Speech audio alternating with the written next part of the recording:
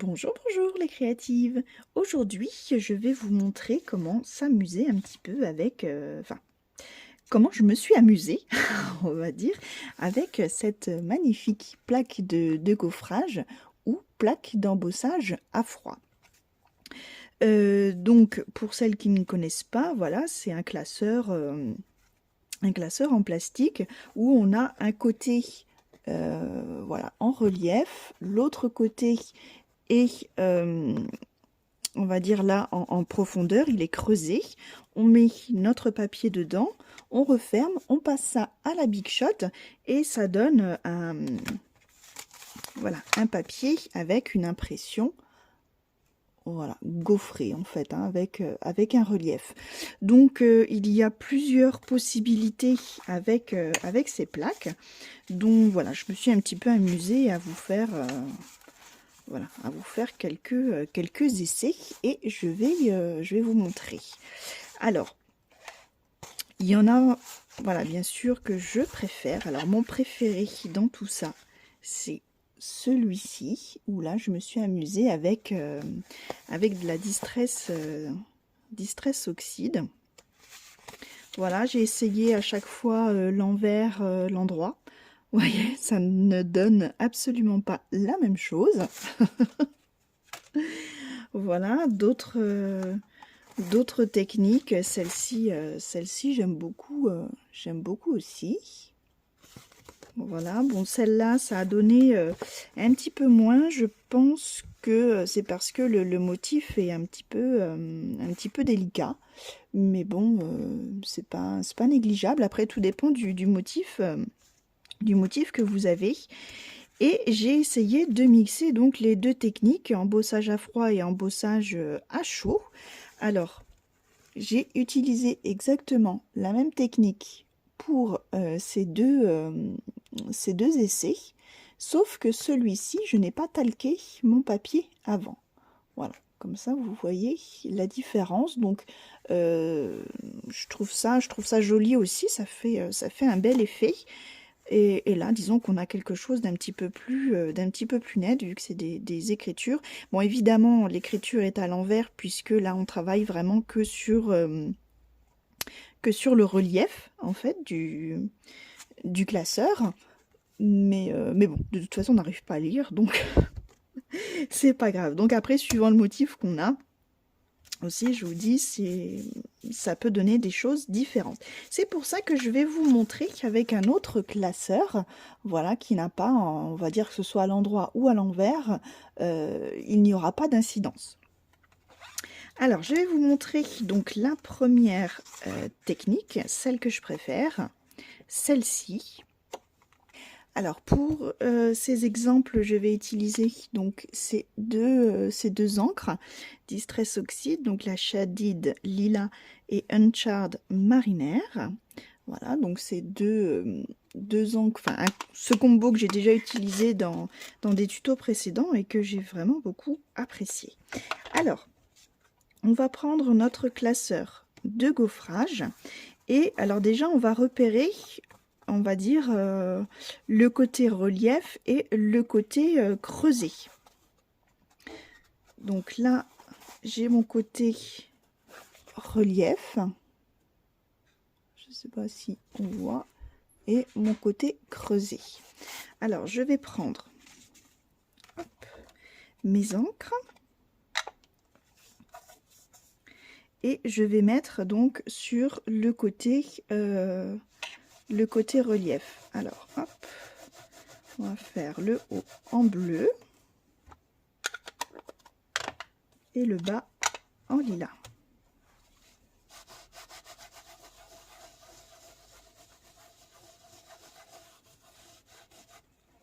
Voilà.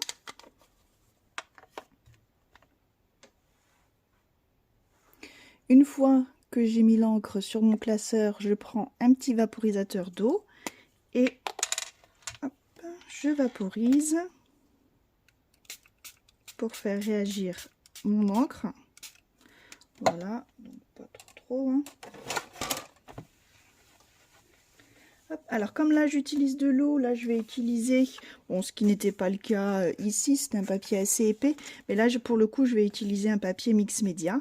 Donc voilà que je vais mettre dans mon classeur. Hop, je le referme et je le passe à la Big Shot. Découvrons maintenant le résultat. Hop. Et voilà, donc il y a encore un petit peu d'encre qui coule, mais je trouve ça déjà superbe.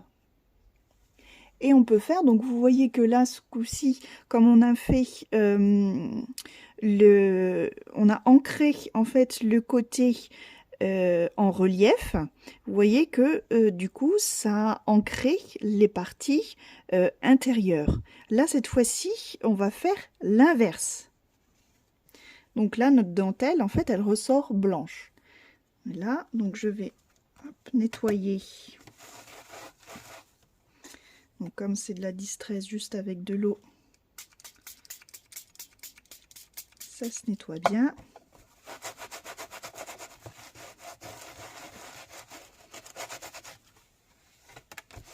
Voilà, donc cette fois, je vais prendre l'autre côté et je vais faire exactement la même chose.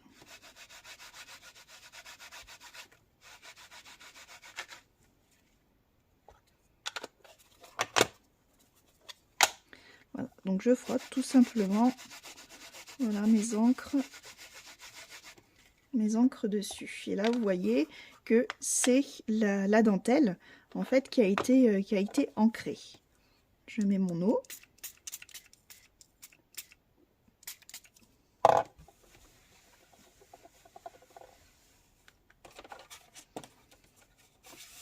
Je prends mon papier mix média que je place et on passe tout ça à la Big Shot. Découvrons ensemble donc le nouveau résultat. Hop. Voilà, donc il est un petit peu plus précis, vous voyez, sur le violet, qui est un peu plus clair. Mais c'est sympa aussi.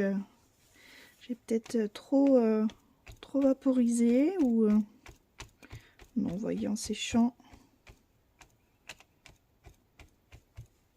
ça donne un petit effet sympa quand même sur le fond. Donc voilà pour le premier essai. Donc avec le, on va dire, l'endroit et l'envers, le côté positif ou négatif, voilà, comme vous voulez. On peut donner voilà, des effets complètement différents. Alors ensuite, pour la deuxième technique, donc là je viens prendre un papier, voilà, c'est du papier Clairefontaine lisse, 160 grammes, que je vais tout simplement, voilà, embosser, donc sans rien dedans. On va venir ancrer après.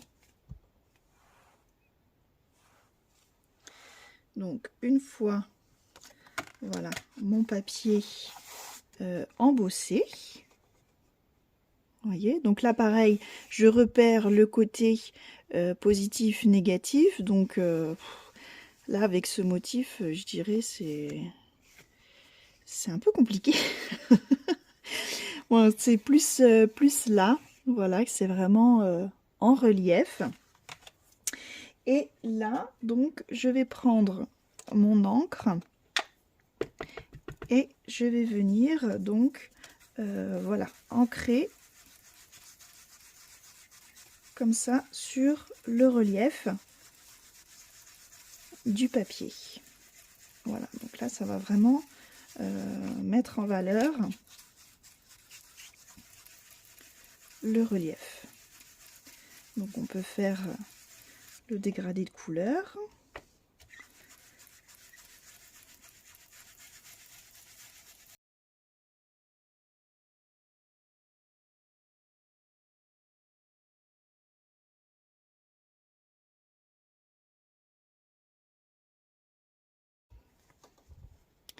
Et voilà le résultat.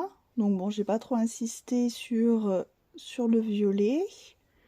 Voilà, je voulais que ça reste discret. Vous voyez que tout de suite, les reliefs sont quand même mis en valeur. Donc là, je vais le laisser tel que. Après, vous pouvez vous amuser comme je l'avais fait sur mon exemple là. Vous voyez, où j'ai fait des petites gouttes d'eau. Voilà, je me suis amusée à faire réagir ma distress avec de l'eau. Puisque voilà, ça faisait un petit peu parchemin comme ça, donc je trouvais ça sympa. Là, je vois pas, là il y a beaucoup de, comment je dirais, beaucoup de motifs. C'est déjà assez chargé, donc je vais pas en mettre plus, mais voilà, j'ai simplement dévissé, voilà, mon vaporisateur et j'ai tapé, voilà, quelques gouttes sur mon support. Voilà, donc on peut faire exactement la même chose, mais à l'inverse.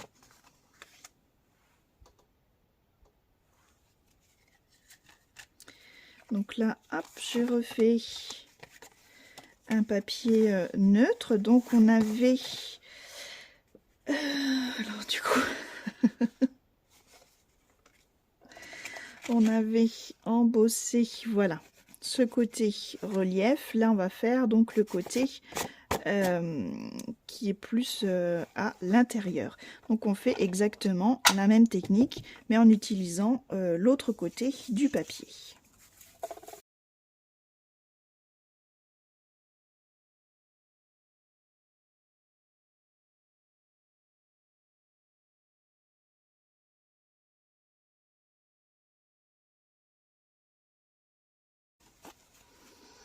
Et voilà ce que ça peut donner.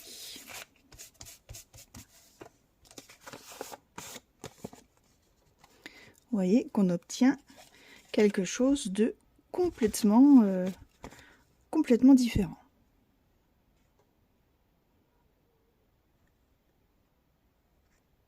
Alors pour cette autre technique, je vais reprendre du papier mix média puisque nous allons utiliser l'eau pour faire réagir de nouveau les distress.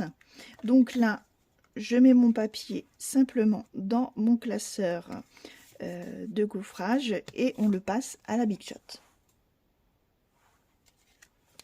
Donc notre papier maintenant, on va dire gaufré. Alors je choisis une face. Voilà, on va dire celle-ci. On va dire celle-ci. Alors là, je vais prendre mon encre distress. Je vais la poser donc soit sur mon plan de travail en verre ou sur un bloc acrylique. Donc j'appose la matière. Alors je vais pousser un petit peu tout ça. Je vaporise d'eau. Voilà. Et là, je vais venir, voilà, tapoter mon papier pour pouvoir y déposer en fait la matière.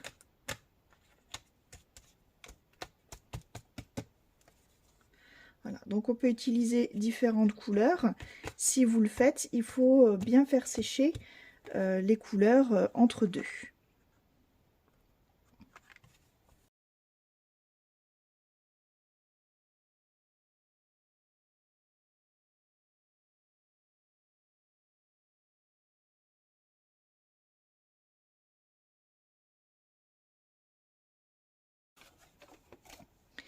Voilà le résultat pour ce côté et on peut faire la même chose donc pour l'autre côté.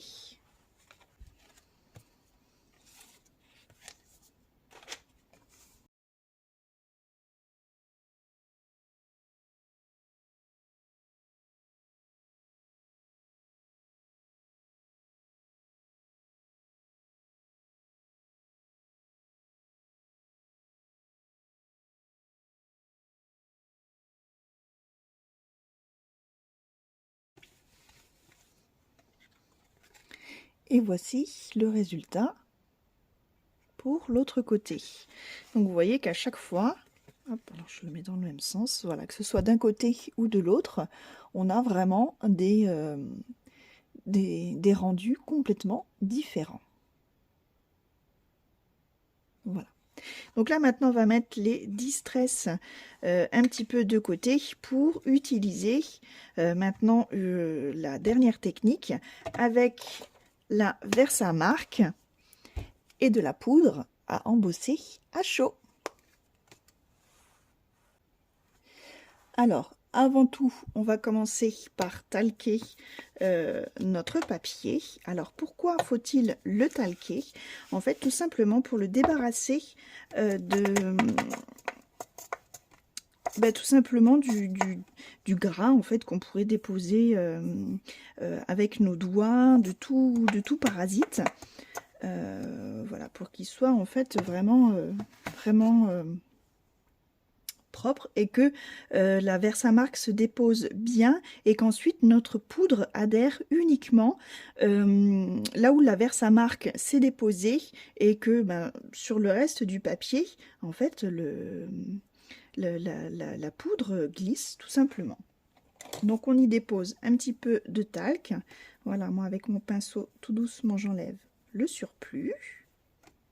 Voilà, après on évite de toucher donc le papier avec ses doigts, c'est pour ça que je le prends vraiment du coin du papier. Avec la Versamark, on va venir, alors c'est pour ça que on va dire ce classeur est intéressant puisque voilà, on n'a pas vraiment d'endroit d'envers. Je vais l'appliquer plutôt sur les reliefs, on va dire, puisque ça va être plus simple de l'appliquer. Donc tout doucement, voilà, je vais venir frotter ma Versamark et elle va venir voilà, se déposer uniquement sur les reliefs de mon classeur.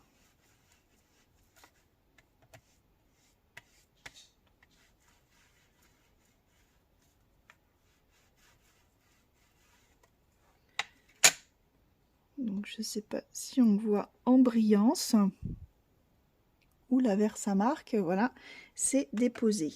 Donc du coup, c'est là qu'il faut faire attention. On met bien notre papier où j'ai mis le talc, voilà, contre la face où il y a la Versamark. Je ferme mon classeur et je le passe dans la Big Shot.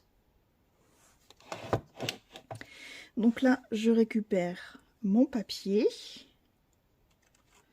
Voilà, avec le côté où du coup la Versamark s'est déposée. Donc là, je vais venir y déposer ma poudre à embosser.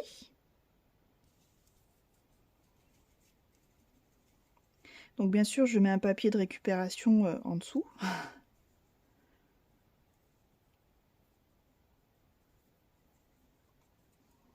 Voilà.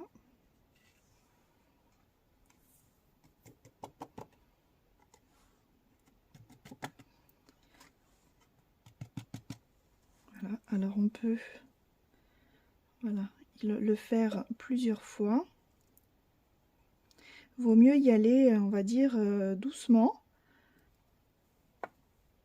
Et le faire plusieurs fois plutôt que de mettre trop de poudre d'un coup. Voilà, alors je récupère ma poudre.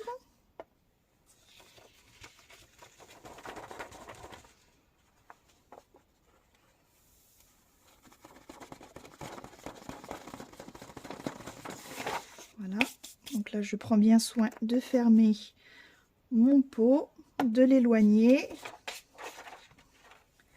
On enlève les résidus, voilà, avant de sortir le heat gun, sinon on peut figer complètement son pot. Et maintenant, voilà, la magie va opérer.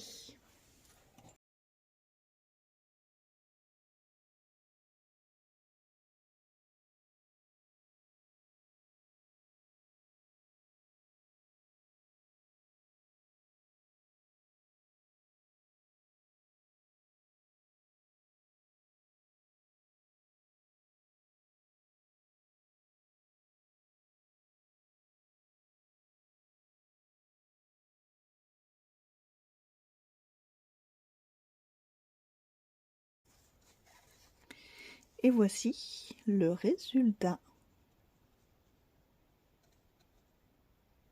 Ah, je trouve ça vraiment magnifique.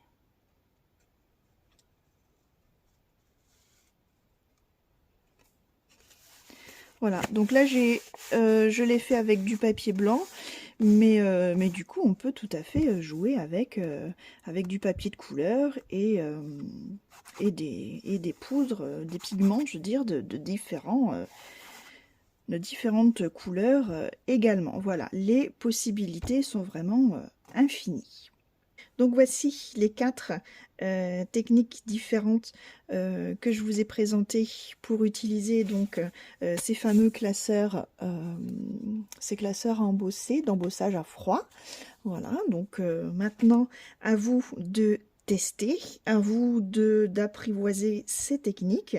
Donc on peut très bien après utiliser donc ces fonds pour faire des fonds de cartes, hein, puisque voilà, certains juste avec voilà, en les posant sur un autre fond de couleur, voilà, quelques petits embellissements, et ça fait tout de suite des jolies cartes où on peut les utiliser différemment. Moi, je vais vous montrer ce que je vais en faire.